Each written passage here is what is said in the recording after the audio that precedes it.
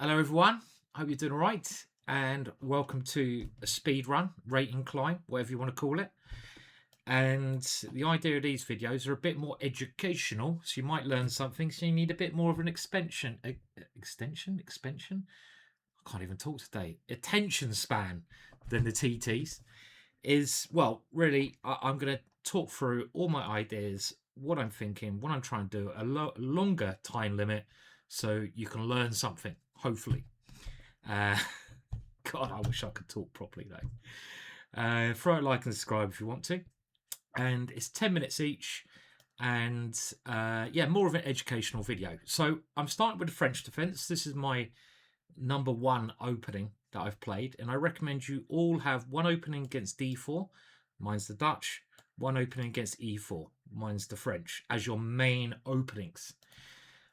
You can add to that as you go on, but make sure you have something you always rely on and you're comfortable playing, you've done enough work on. Now I'm going to play the classical French, which now is a bit more popular than the older winnerware variation, and there's two moves there that I needed to consider: bishop g5 and this. And obviously this is still an opening theory. You need to know you need to know what you're doing in the first 10 moves or so, what your plans are building into the middle game, what you're trying to do, what you're trying to maneuver, what your opponent's trying to do, what you should stop, what you should allow. All these questions are very important. And the whole point of this opening for white is that white gets this big center. And if we don't do anything to challenge that center, then we can get very cramped, meaning our pieces can't really maneuver well. So the typical French move is c5, challenging that pawn. My opponent defends it, and now I'm going to develop a piece, challenge it again. This is all theory, so we keep the pressure up. And the main move here is bishop e3, so I fully expect that. If not, maybe we can take here. My opponent's reinforcing his weak point, and I'm challenging that. And there's a number of ways you can play this position, and one of my preferred ways is just the simple move bishop e7, because you do three things at the start of the game: try to control the center, try to bring your pieces out, and get your king castled. And here I'm just going to castle my king, and now my opponent has to decide what to do. Does he want to go king side or queen side? This is again the next big question.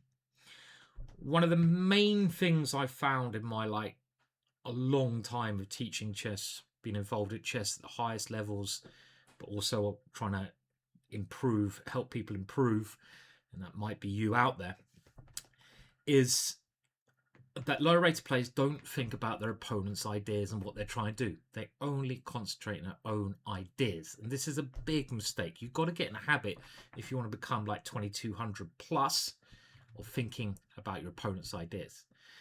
Now with this move, let's do that already. My opponent clearly wants to castle kingside, and now b6 is my preferred choice here, and I'll show you why in a minute. I want to basically defend this pawn for a reason, and the reason is when he castles kingside, I now want to play this move. Now this doesn't challenge the center, but it does give me a grip on e4, and often my knight can come into this square. It also holds up my opponent's play, so I'm also thinking about what my opponent wants to do. If the pawn was back there, my opponent might have been able to play this move f4, f5, liberating the bishop, liberating the rook, and start an attack against me. Also, his bishop would have been very good on d3. Now I've blocked that. Now, what's my opponent trying to do with this move? Maybe let's just think of this game. We can play a whole game just by thinking about our opponent's ideas. Well, our opponent wants to go c3. Then if I take here, he wants to take with a pawn. So I should take on d4 before he can get a pawn to that square. Otherwise he's going to be quite comfortable. And now here, that knight is very strong, so I'm going to eliminate it, just capture it. And now one of the ideas was to get this square, so I'm going to try to move my knight into this square, because I'm controlling that square nicely. My opponent probably will play knight f2, otherwise my knight's going to be too strong there. He needs to try and eliminate that. I'm going to have to move a bit quicker at some point. Obviously, you were trying to explain all the moves, not easy to do.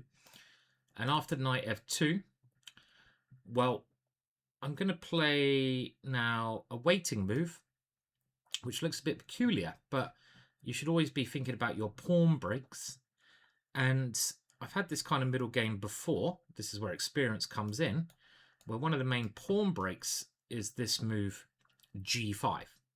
And you can see with my last two moves, I'm trying to create some opportunities on the king side. So we're going to play g5. I've got to watch out that this bishop is never free. So I've got to keep an eye on that pawn. So I'm doing my own plans, understanding the middle game ideas, whilst trying to stop my opponent's plans. Now, this is quite a messy position. He could have tried g4 there, maybe, but okay. And now I've got one more piece to develop. I'm going to put it here because you never know. At some point, we might have the opportunity to, if that bishop ever moves, like, for example, even if bishop takes knight, we might better play d4. And it helps me connect the rooks. And next up, if I don't have anything immediate, maybe I have knight here, d pawn takes, and then e3 is an idea. Really want to open up this one. I want to improve my queen.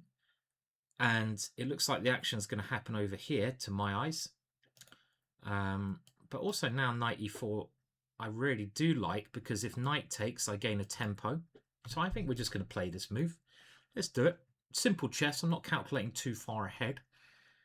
And the point is now, if I take this pawn, that's passed pawn. It's a connected passed pawn. And obviously we take this way because I want to increase the range. We're threatening pawn here. My opponent has to block with the queen.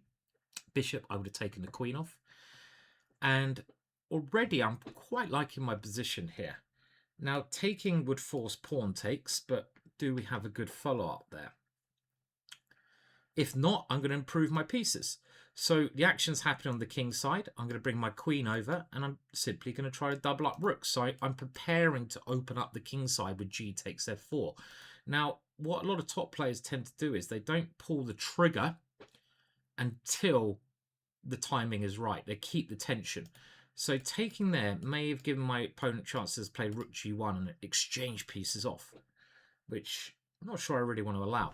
One thing, again, thinking about my opponent's ideas, I've got to watch out for is when I go here, just got to watch out if g4 is ever a threat. I don't think it is, but we've got to watch out for it. So the knight comes in. Now, queen here, very, very natural. And I think I have to play it, because if I take, his knight gets a very nice square. I mean, bishop g5, still okay. But this is much more to the point. And after this move, I can take that one. So he takes here. And now we have to do a bit of calculating, because if I go rook takes, pawn takes, bishop takes, his queen will have to move, allowing pawn here. It looks very, very tempting. Where would his queen go? Like here. Check, king here, queen h3, threatening queen here, queen e2. And this is too tempting to play. I mean, this one is going to lead to a very nice position for me. And I've got a bit of time, so I should calculate this. Takes, takes, takes. We can go rook f4, so that might be a spoiler. But then I take here. Get the other rook over. And this bishop is so strong. Has a lot of... I'm kind of liking this force way of playing. I mean, I don't know if it's correct, but with this e3 coming next, it looks very scary for him, right? I mean, I don't know. We'll look at it afterwards. I'm not going to calculate too deeply. I'm just going to play with instinct. This, to me, seems instinctive because it's going to allow this piece to get in. Yes, I know I'm sacrificing the exchange. He can back down and play rook f4, but then after bishop takes, he should take with a pawn.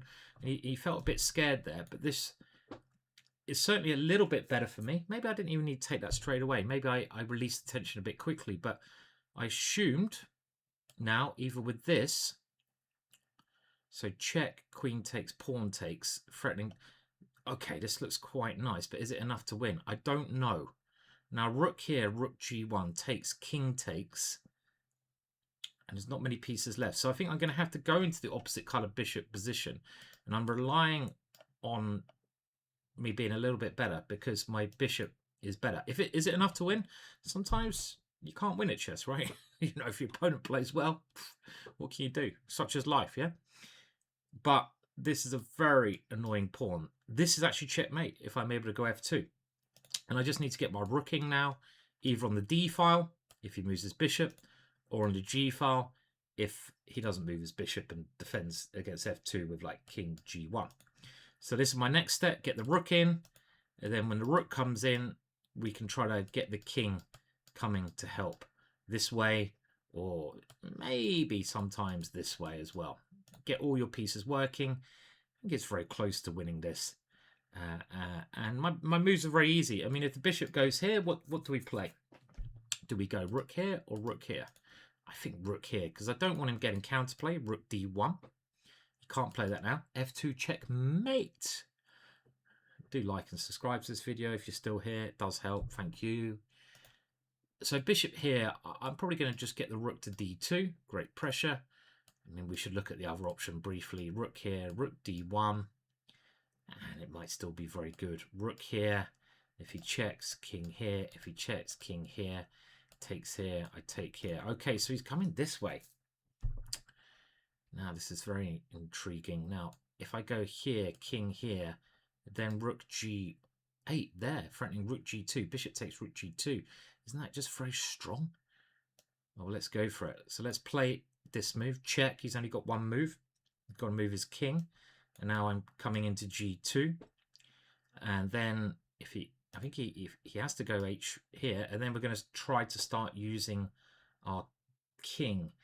Now, I don't know if maybe I haven't even done this correctly, because check, he has got the idea of just picking up this pawn. Have I gone a little bit too okay, maybe if h4 I come rook g4, but it's a real shame to lose this pawn. He goes rook here and I lose that pawn. That's a real shame.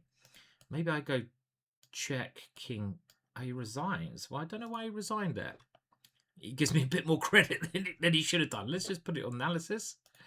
I mean, I'm sort of starting to doubt my last move. And it says upgrade to get computer analysis because chess.com haven't given me a free account here. And I can't be bothered to give them any more money. So we will never know. Well, look, the only way to stop rook g2, and we don't need the computer, is to play h4. And I suddenly realized this is not as simple. Is it as simple as I had first anticipated? Now there's two moves, one of these two. Now if I go check, the point is he comes here. And now he's got this idea. Now, I wouldn't be surprised if this was very good for me, but how? Because I can't go bishop here because he takes my rook. I can't go here because the bishop defends that. So this is not so easy. So I might be forced to play rook here now. And if bishop takes, I still have rook g2 winning. But, oh, hang on a minute. Am I missing something simple? No, I don't think so. But what happens if rook here? And the game goes on. I mean, I'm better because I take both of these pawns. Like, for example, I take here, check, has to go here. I go here, check, here. Here, and this might well be winning because I've got two very nice passed pawns, but it's still a fight. So premature resignations from my opponent there. It was nice. Don't ever respect me. Don't deserve it. Just play, you know. No, you know, you just play. You really don't deserve it. And the point is, I was never worse. I was always better. I'm always pushing for the win.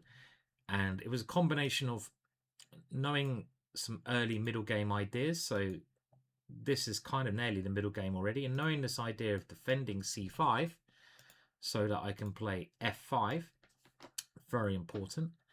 And this just gives that pawn extra protection. So I'm now aiming in the middle game to put my knight on e4 and to play g5. These are the concepts you need to know. It's not about remembering moves. It's about what ideas am I trying to play and what ideas of my opponents am I trying to stop. Very simple. Don't need to know that much. And now with this move, I'm thinking, what's my opponent trying to do? He's trying to keep his pawns like this. So I now must take here before he does that.